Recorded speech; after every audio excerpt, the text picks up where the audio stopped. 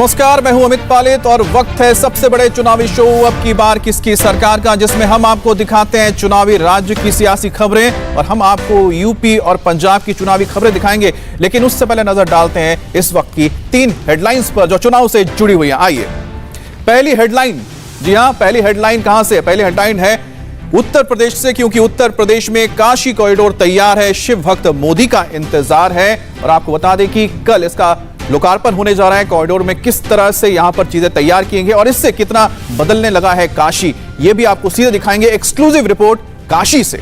दूसरी बड़ी खबर भी आ रही है उत्तर प्रदेश से, लेकिन कैराना, जहां पर महापंचायत करने वाले हैं बीक्यू नेता राकेश टिकैत। और दिल्ली के बॉर्डर से किसानों की घर वापसी के बाद टिकैत का क्या है यूपी प्लान, और पूरी रिपोर्ट भी आपको दिखाएंगे और बताएंगे कि आखिरकार टिकैत का यूपी प्लान आखिरकार क्या है और क्या महापंचायत में इसको रिवील करेंगे।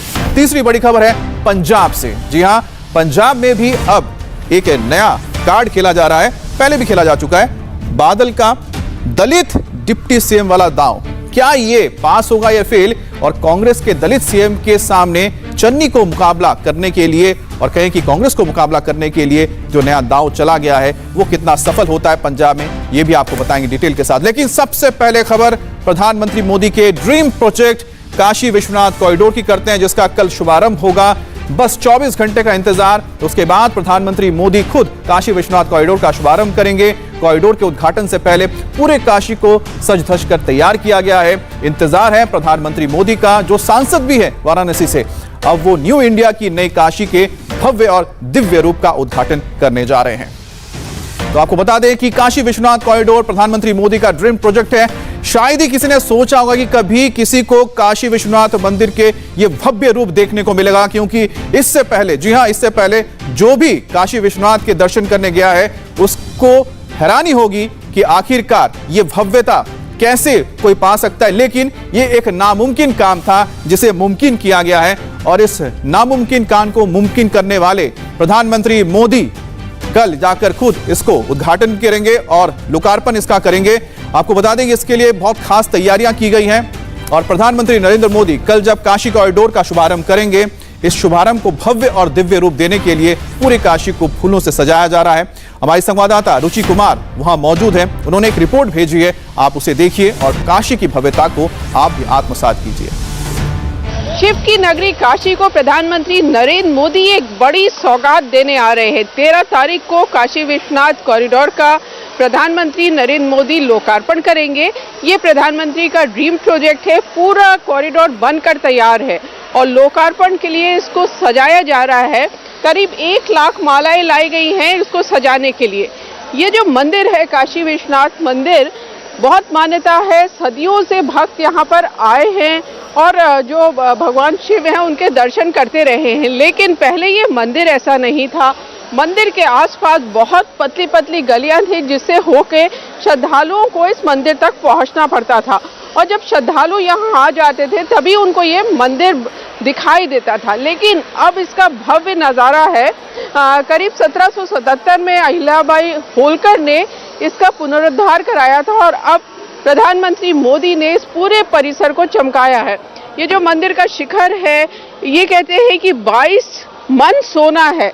महाराजा, जो पंजाब के महाराजा रणजीत सिंह ने ये सोना दान किया था, ये भी समय के साथ काला पड़ गया था। कोलकाता से कारीगर बुलाए गए हैं और इस शिखर को पूरा सजाया गया है। नीचे के जो पत्थर हैं उनकी भी नक्काशी साफ की गई है, और ये जो पूरा मंदिर परिसर है इसमें ये सैंडस्टोन है जो चुनार का है, और पूरा कॉरिडोर में 7 तरह के पत्थरों का इस्तेमाल किया गया है। ये चुनार का सैंडस्टोन है गुजरात से, इसमें सुंदर नक्काशी होकर आई है, कुछ उसी तरह से जैसा कि मंदिर में नक्काशी की गई थी, उस तरह की नक्काशी गुजरात के कारीगरों ने की है। फर्श है ये मकराना मार्बल का है। अगर आप इसके बाहर निकलेंगे तो जो चौक है वो ग्रेनाइट जेड ब्राउन का है। इसके अलावा इसमें कोटा स्टोन लगा है, तमिलनाडु के पत्थर हैं, बहुत ही खूबसूरत है। और इस मंदिर में 4 द्वार हैं। उसी तरह से इस मंदिर परिसर में भी 4 द्वार बनाए गए हैं जो चारों दिशाओं में है। एक द्वार ये है, एक हमारे सामने, एक बाएं और एक पीछे।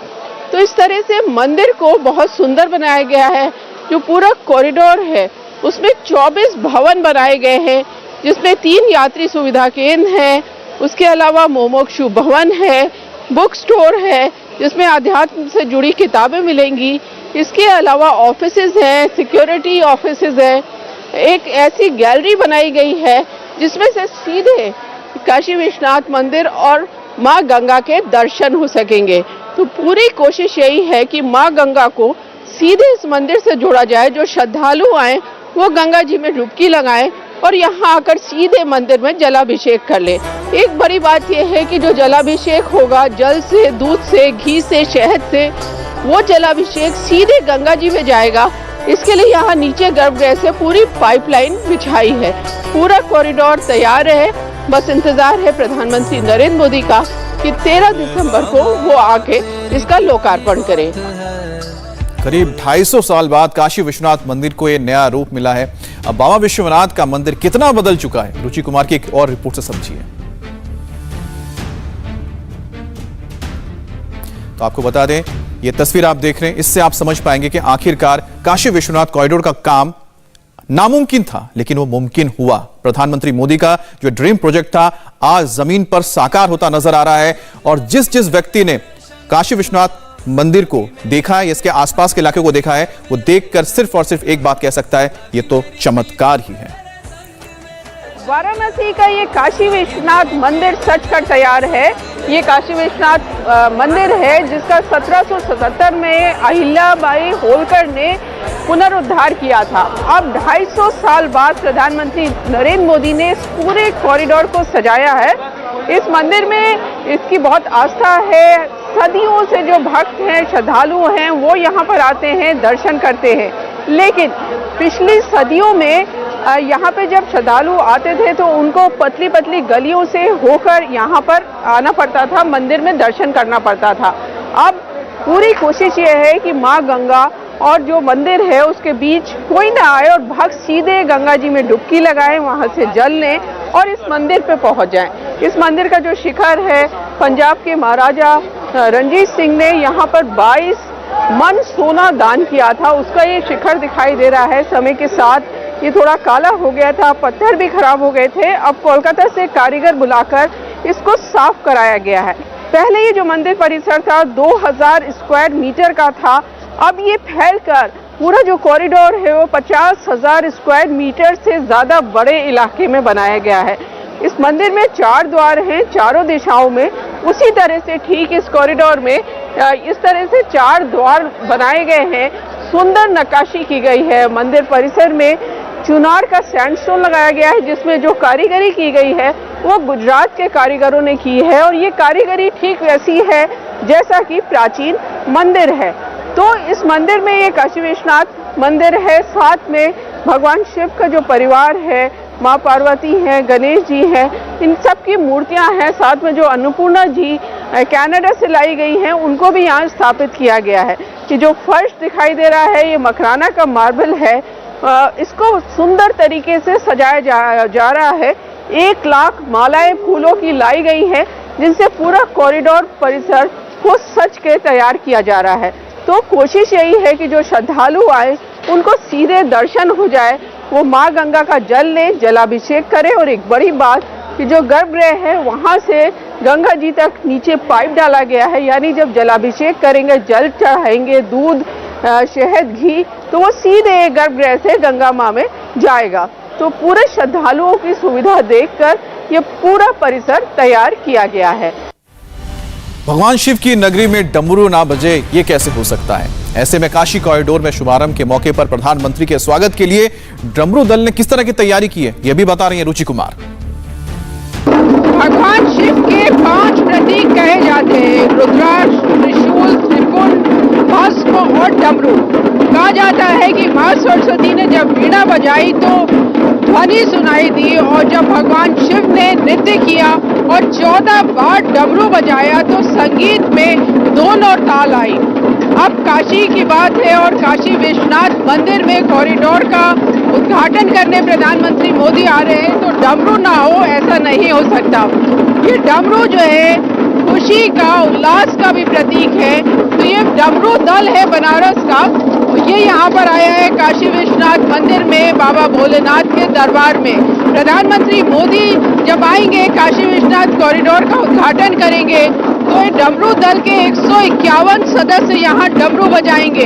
51 सदस्य गंगा जी में होंगे और 100 यहाँ पर होंगे जो ये झरोखे हैं, इनमें खड़े होकर प्रधानमंत्री मोदी का स्वागत करेंगे। तो भगवान शिव की नगरी डमरू उनको सुनाई दे रहा है। कहा जाता है कि भगवान शिव को डमरू बजाना भी पसंद था और सुनना भी पसंद था। और कॉरिडोर के बन जाने से बाबा विश्वनाथ की नगरी कितनी बदल गई है, बाबा विश्वनाथ के अर्चक श्रीकांत मिश्रा से रुचि कुमार ने बात की। काशी विश्वनाथ मंदिर के अर्चक श्रीकांत मिश्रा जी हमारे साथ हैं। ये जो पूरा कॉरिडोर दिखाई दे रहा है, कितना बदलाव आप यहाँ पर देख रहे हैं? आमूल चूल परिवर्तन है यहाँ पर। आप देख सकते हैं अपना मंदिर जो भगवान विश्वनाथ का था, तो रानी अहिल्याबाई होलकर ने जिस मंदिर का निर्माण करवाया था, ये मंदिर वहीं तक था जहाँ पर अभी हुंडी दिखाई पड़ रही है। माने 2000 स्क्वायर मीटर के दायरे में सिमटा हुआ यह मंदिर, जहाँ तंग रास्ते से, पतली गली से होकर के, और सबसे बड़ी बात यह कि जो वृद्ध, अशक्त, रोगी, ये लोग नहीं पहुँच सकते थे यहाँ पर। चारों तरफ बस्ती थी और बस्ती के बीच में यह मंदिर।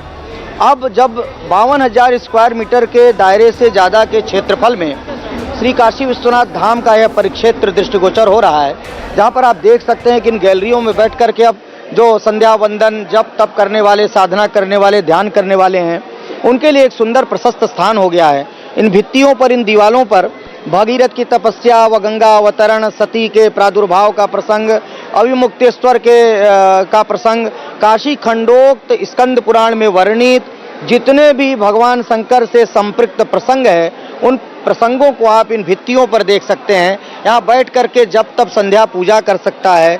सबसे बड़ी बात यह है कि मोक्ष की अभिलाषा से काशी में बहुत से मुमुक्षु आते हैं, जिनकी अभिलाषा होती है कि अंतिम समय में हम माँ गंगा के तट और बाबा विश्वनाथ के सानिध्य में हमारा बीते। अब उनकी भी मनसा पूरी होगी, क्योंकि श्री काशी विश्वनाथ धाम के अंदर एक बढ़िया सुंदर मुमुक्षु भवन का निर्माण हुआ है, यात्री सुविधा केंद्र का निर्माण हुआ है, और मैं ऐसा मानता हूं कि ये भगवत प्रेरणा से ही इतना बड़ा चमत्कार हुआ है, क्योंकि अर्चा तुम अर्चकस्तुम ही अर्चस्तुम शिव सुंदरी। किसान आंदोलन की जीत के बाद पहली किसान महापंचायत कैराना में आज होने जा रही है और गाजीपुर बॉर्डर से किसान नेता राकेश टिकैत भी इस महापंचायत में हुंकार भरेंगे। कहा जा रहा है कि इस महापंचायत में यूपी में होने वाले विधानसभा चुनाव पर भी बात हो सकती है। कैराना वही इलाका है जहां से पलायन का मुद्दा गरमाया था।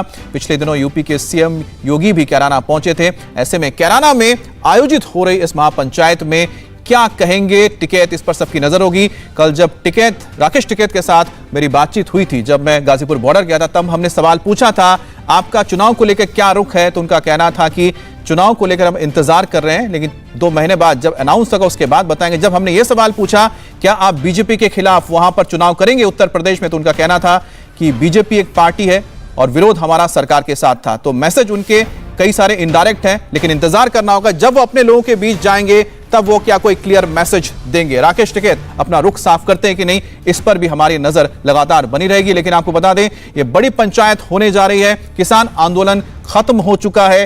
15 तारीख को गाजीपुर से राकेश टिकैत भी अपना डेरा हटा लेंगे और उसके बाद इंतजार होगा कि क्या राकेश टिकैत आने वाले चुनाव में उत्तर प्रदेश में बीजेपी का विरोध करते नजर आएंगे या फिर किसी पार्टी का समर्थन करते हुए नजर आएंगे।